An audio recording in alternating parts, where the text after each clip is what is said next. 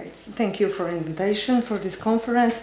I'm going to talk about the history of the Holocaust as a political tool and the role of the testimonies to keep the historical truth.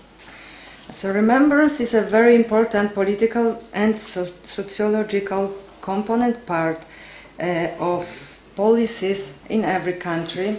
However, it becomes dangerous when the political goals start to become more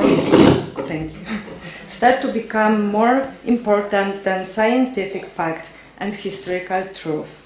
Remembrance of the Holocaust plays a significant role nowadays in a political sphere in Poland.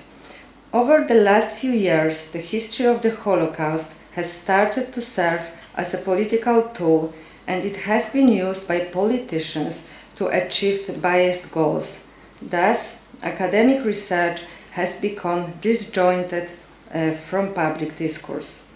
Many institutional tools are being used on a large scale. These aim to promote specific narratives.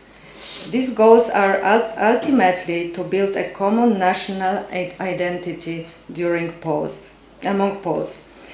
These narratives are based on the idea of battling through the difficult Polish history, and especially during the war, for being courageous and able to sacrifice themselves for the greater good of the Polish nation.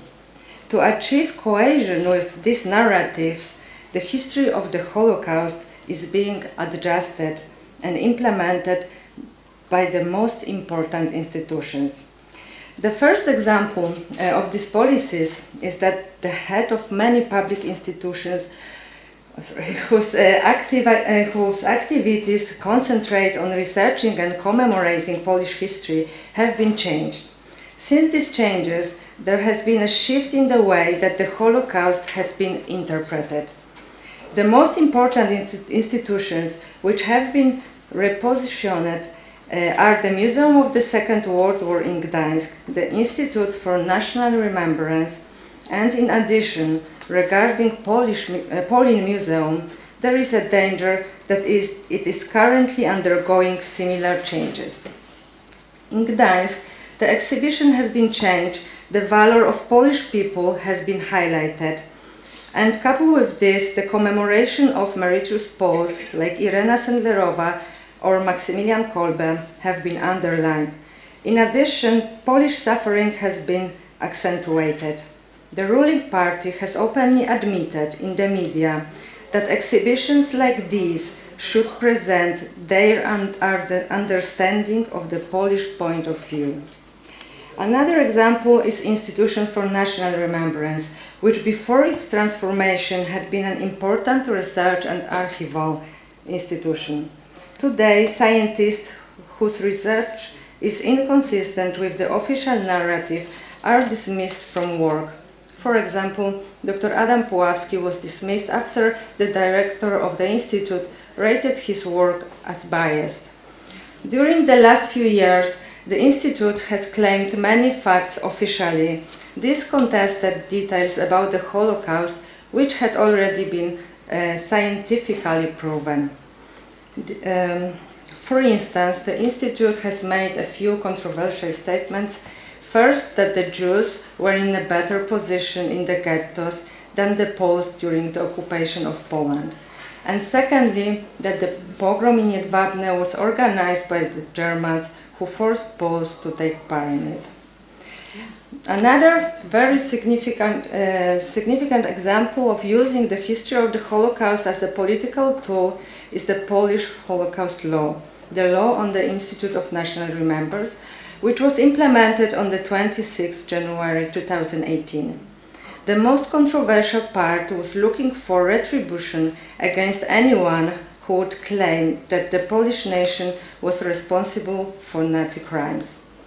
As the government explained, the main purpose of this law was to stop using phrase Polish death camps, which had occasionally appeared in the public eye.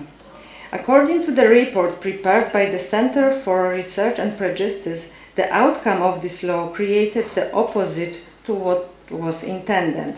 After a short time, the phrase Polish dead camps appeared much more often than it had appeared previously, and the diplomatic crisis with Israel was the most widely commented news event in the media for the next couple of weeks afterwards. These conflicts, as well as more recent one, connected with the remark made by Israel Katz, who said that Poles suckle anti-Semitism from their mother's milk, has had a huge impact on Polish society. These and many other examples only have political goals, and it is apparent that the history of the Holocaust is being used to create national myths and to consolidate society in order to win their votes. The most frightening results from these kinds of policies is that both anti-Semitism and hate speech have been on the rise for the last few years. The number of instances of both these deplorable phenomena are easy to observe in social media. These include being on official profiles of politicians, and in addition, conflicts within Polish society have deepened. In the public sphere, we have two contrary opinions.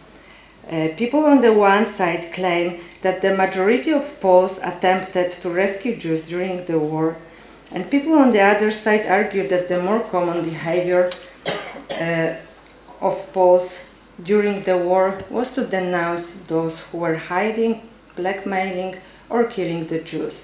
Thus, there is no place for a debate based on historical facts or to have an afterthought on this issue.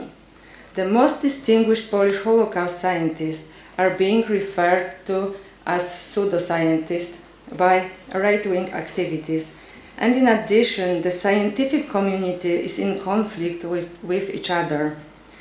The new Museum of the Warsaw Ghetto is in the process of being organized. It can be seen that the decision to take part or not in the creation of the exhibition by the historians is political. Cooperating in the makeup of this museum is seen as equivalent of supporting the ruling party. This is the best example of how much the history of the Holocaust has been pushed to the side, and it is not scientific matter anymore in Poland. To illustrate how important the words of survivors are in such a political circumstances, I would like to cite a part of a letter which had been written by Simcha Rotem, the last survivor of the Warsaw Ghetto uprising, to the President of Poland, Andrzej Duda, after the 75th anniversary of the commemoration of the uprising. He wrote, "I read the speech you delivered last week at the ceremony marking the 75th anniversary of the Warsaw Ghetto uprising. I became very frustrated, disappointed, and even amazed by your systematic disregard of the fundamental difference between suffering of the Polish nation after Poland was seized by Nazi Germany, which I do not disparage, and the methodological genocide of my brothers and sisters, Poland's Jewish citizens, by the Nazi German extermination machine, ignoring the fact that the extermination machine had many Polish accomplices. I don't blame the Polish nation as a collective, and I am well aware of the thousands of Poland's righteous among the nations, in addition to the many other Poles whose actions to save Jews during the war have not been revealed. I salute all these noble Poles and have enormous appreciation for them.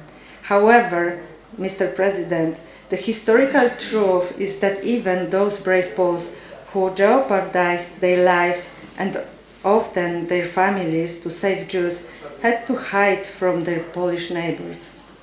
I, Simcha Kazik Rotem, who fought shoulder to shoulder with my brothers and sisters against the damned German Nazi on the street and in the savage system of the Warsaw Ghetto, is telling you, Mr. President, that many of your people took a very active part in the murder of Jews in the Holocaust, expelling Jews from their homes in Poland while cruelly abusing them. They even murdered Jewish Poles who managed to escape the Nazi extermination machine and sought to regain their homes and property when the war ended. This letter had been widely commented in the Polish press and has left an impression of shame that a man aged 94, witness of heinous atrocities, needed to remind Polish people about the historical truth of their own country. This example is unique, as only a few survivors of the past events on the whole are still alive and they cannot protect history forever. This is the role for historians. Today, when in many countries in the world scientists are discussing new ways of using testimonies, digitalizing and sharing them, and using new technologies and methodologies, in Poland we are taking a step back. We even need to try to protect or fight for historical truth. In such a political atmosphere, where even the choice of research topic could be seen as a political declaration, the scientific approach is being marginalized, and this may lead to unimaginable consequences, because both politicians and historians should be mindful that the level of understanding about the history of the Holocaust is very limited in society. This has already been proven by research carried out by researchers for Museum of the Second World War in 2010. The role of testimonies focusing on historical truth are crucial and need to be protected by historians, as these are very significant proofs of real events taking place and cannot be changed. Thank you.